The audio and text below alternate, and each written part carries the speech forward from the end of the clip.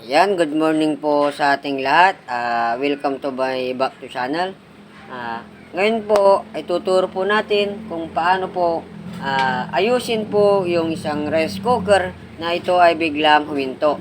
Na hindi na po biglang maandar. Hindi na po mag-ilaw yung warm at sa kanyang cook. Ngayon po, try po natin na isaksak. Ito po yung kanyang cord. Try po natin. Ayan.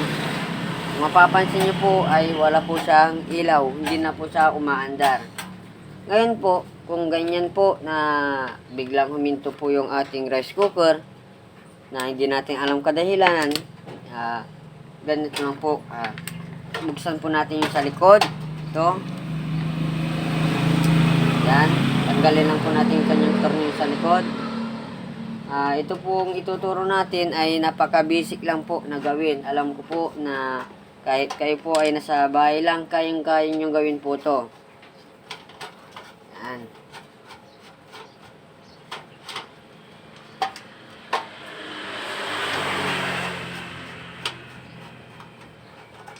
Yan, tanggal na po yung dalawang tornilyo. Yan. Kung mapapansin mo, maganda pa yung kanyang condition sa loob. Ngayon po, ang sira po agad nito, kung wala pong power, biglang huminto, yung kanyang fuse po, ito po ito yung kanyang fuse. Sa mga baguhan po, pag binuksan nyo to, hindi nyo pa basta-basta makikita yung kanyang fuse dahil nakatapan po siya Yan. May damit po siya na nakalagay. Minsan sa mga ibang rice cooker din, halos lahat po ay mayroong ganito nakalagay, may takip po siya, kaya minsan hindi po nila nakikita agad na yung fuse kung saan nakalagay. Dalawa lang po yung linya ng fuse nito, doon lang po sa sa kanyang cord sa saksakan. Minsan kasi yung yung kanyang lagay ng fuse may takip, minsan ito rin po ay may ganyan po siya, kaya minsan hinahanap-hanap pa nila kung nasaan nakalagay yung kanyang fuse. Ngayon po, para hindi ka malito na hanapin yung kanyang fuse, tignan mo agad kung nasaan yung lagay ng cord, yung saksakan. Tignan mo yung isang linya. Yung isang linya, nandito po. Pero yung isang linya ay nasa kabila po, magkadikit lang. Ngayon po, ito po yung kanyang fuse, nakatakip lang po. Tanggalin po natin to, saka natin palitan. Ito po ay aandar na agad. Yan. Kahit hindi mo siya gamitan ng tester, kung nasa bahay ka lang, saka wala kang tester, ay mapapandar mo po siya kung papalitan po ng ating fuse. Yan po. Tanggalin ko po yung kanyang fuse. Ganito lang po pagtanggal, Yan. Yan. Minsan po, ang pagtatanggal ng tornilyo nito, yung sa lagay ng fuse, minsan matigas po yung tornilyo. Kaya wag po nating pilitin na tanggalin yung tornilyo dahil mababali po siya. Mababali po ito. Kailangan po, bigyan mo siya ng kontra. Kung may pliers ka, kontrahin po siya dito. Saka,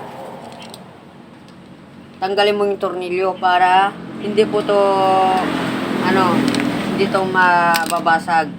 Yan. Ngayon, natanggal na po. Tingnan po natin, tanggalin po natin yung kanyang takip. Yan. Yan.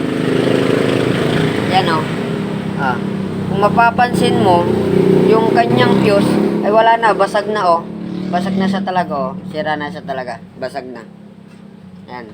Ang pagtanggal naman to, dahil nasa loob, dito lang po natin tatanggalin.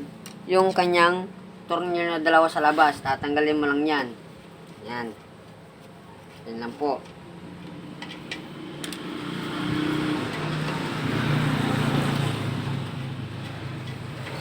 Yan. Saka natin to, pag natanggal yung tornilyo, hilain lang po natin. Yan. Matatanggal na po yan. Hilain lang natin.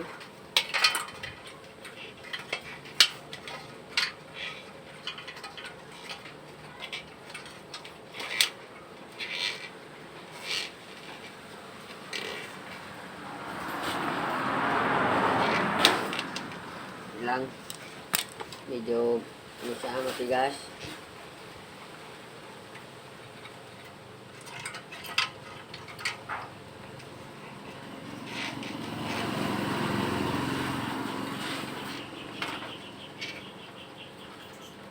Medyo nayupi na kasi yung kanyang body, kaya medyo mahirap tanggalin.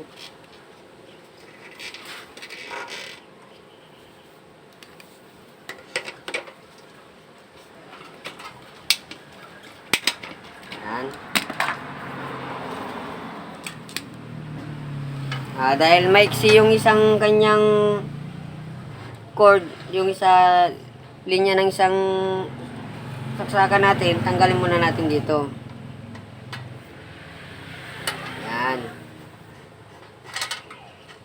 Yan, tinanggal ko muna.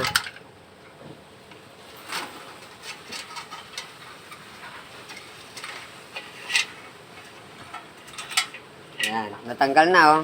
Kung mapapansin mo, yan po.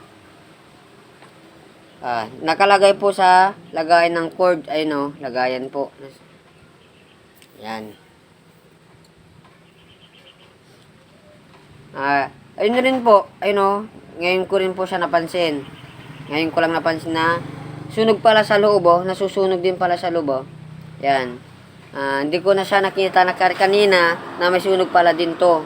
Ngayon po, dahil may sunog na rin po to, palitan na rin natin ito para make sure na hindi na po siya makakaproblema ulit. Yan. Yan. Ito yung ating ipapalit. Ito yung kanyang dati kulay puti siya. Ngayon papalit natin yung kulay black. Buti dahil may magkasuka sa kanya. Yan. Meron din yung mga iba na iba yung kanyang lock. Yan. Yung lagay ng tornilyo. Yan po. Tanggalin natin to. Saka natin ilagay dito. Tara.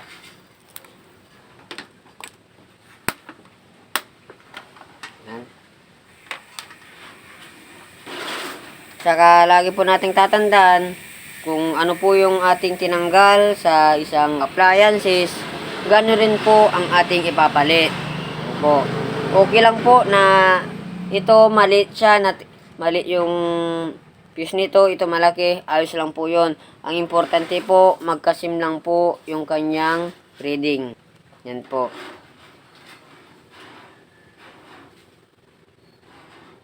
Yan. 250 volts. Yan. 250 volts po din siya. Ito, 15 amperes. Ito, 10 amperes. Ngayon, medyo mataas po yung amperes nito. 10 amperes lang po to. Kaya kukuha po tayo ng magkasim lang. Yung 10 amperes lang po siya. Yan.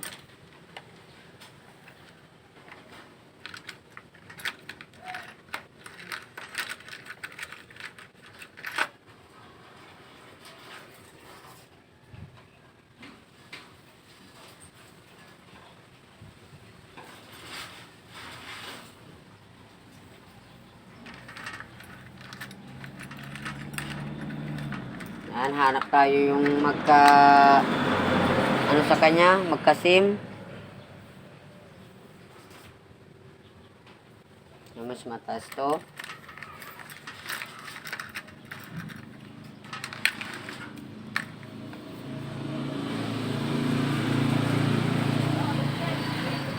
Yun ito yung magkasim lang sa kanya kung makikita nyo. 10 amperes lang po. Ayun Yan. Sim lang po dito. Kaya ito yung ilalagay natin dito. Ngayon, dahil sira na to, dito na natin ilagay.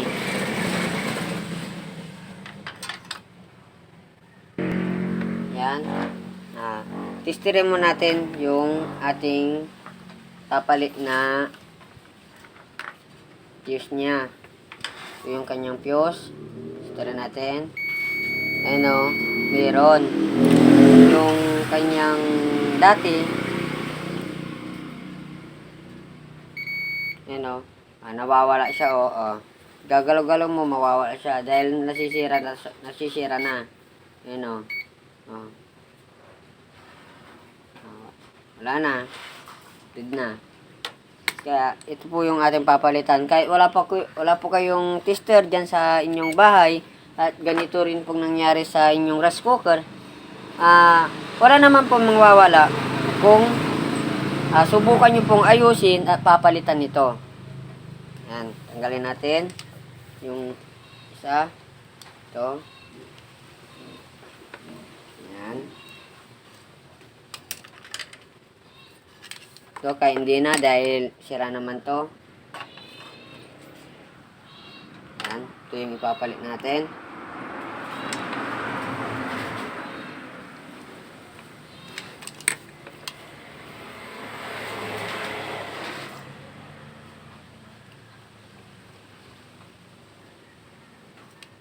Ngayon, dahil yung ipapalit natin ay hindi kagaya nito, magkasim lang, 'di ba? Magkasim ng sukat, pero yung lagay ng kanyang tornilyo, ito ay may ruskas. Ito po ay wala. Ang nilalagay po dito, yung ganito po siya, oh, yung may sakit. Sakit po yung nilalagay dito, ganyan po, oh. Yan. Yan po. Ngayon, dahil sakit to, pwede naman po to na, kung wala kayong ganito na sakit, pwede naman po to na lagay. Mas maganda rin na mahigpit po siya na nakalagay. Yan. Ikutin lang natin para sure na mahigpit yung kanyang pagkalagay. Yan. Saka natin paikutin. Yan.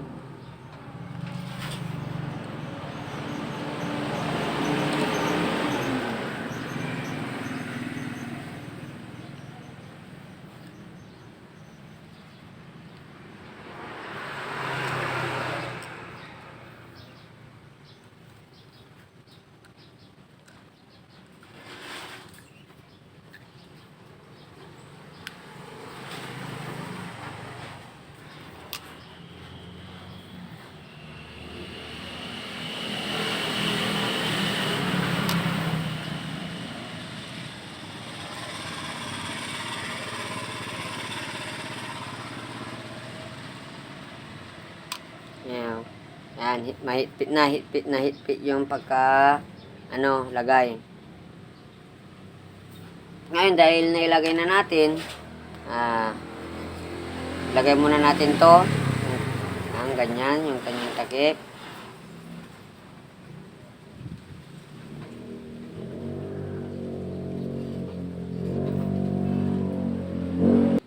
Yan, lagay na natin dito. Yan. Pasok natin ito.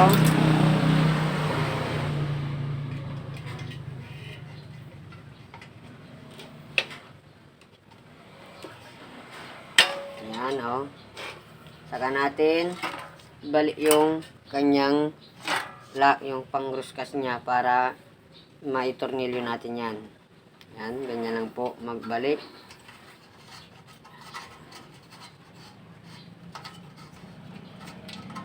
Yan, kung ibalik na, lagay na natin yung kanyang tornilyo.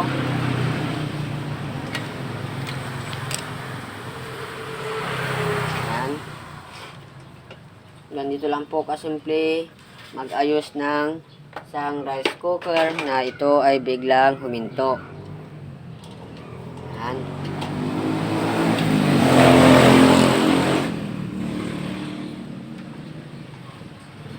Yan. Yan, nakalagay na po. Ngayon po, dahil nalagay na natin, ilagay na po natin yung ating fuse na pinalit. Ngayon, pabilog lang natin ito ay, pabilog natin para mag-lock dito sa kanyang tornilyo. Yan. Ano? Saka, lagay natin to, yung kulay pula. Yan. natin itornilyo na dito.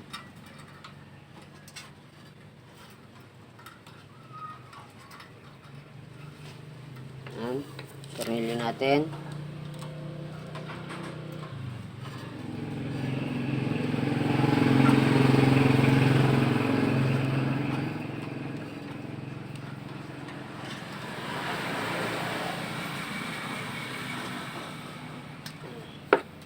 Yan, nakalagay na. Dahil tinanggal din natin yung isang cord kanina dahil maigsi, saka pinalitan natin to, balik ulit natin to. Yan. Kunin natin to.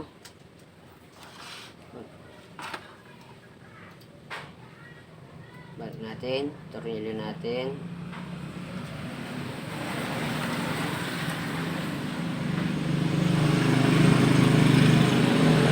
Yan. Kung nagustuhan mo yung yung aking video, wag po natin kalimutan na mag-share and paki-like na rin, saka paki-subscribe na lang po para sa ganon sa ating susunod na i-upload na video ay lagi po kayong updated. Yan. Saka duktong natin siya dito. Tanggal mo natin yung kanyang sakit. Tuloy natin ito ay. Yan.